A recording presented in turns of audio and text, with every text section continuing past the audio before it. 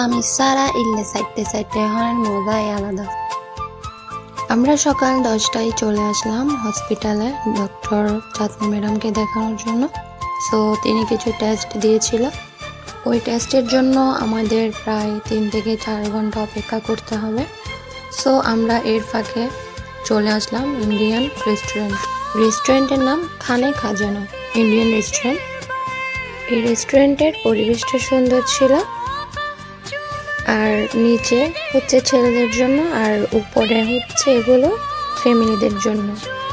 Indian রেস্টুরেন্টগুলো আমার ভালোই লাগে, বরাবরই সবসময় বলি এটা। আর এখানের সাজানো গোছানোগুলো আমার খুব ভালো লাগে, খাবার দাবারগুলো খুব মজাদার হয়। সব মিলিয়ে ইন্ডিয়ান রেস্টুরেন্ট বেস্ট।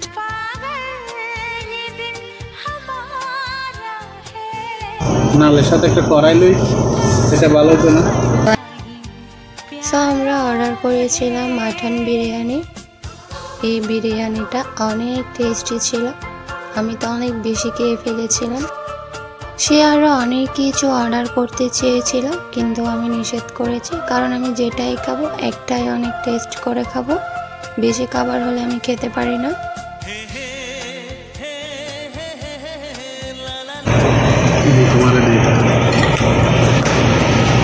মাটন খাইতে পারবা তো তুমি, বুঝতে হয় না তোমার সমস্যা, তাই না? খাবার শেষে আমরা পার্সেল করে নিয়ে এসেছিলাম আমাদের পছন্দের খাবারগুলো। সব খাবারই মাশাআল্লাহ অনেক টেস্টি ছিল। ওই টাইমে আমার অনেক ক্ষুধা লেগেছিল, যা বলার মতো নয়।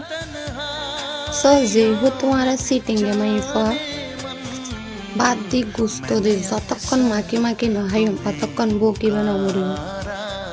সো দেখতে লাগবো না অনরা আর হানার স্টাইল দেখি আই চবর চবর মারি। তো সবাই ভালো থাকবেন, আল্লাহ হাফেজ।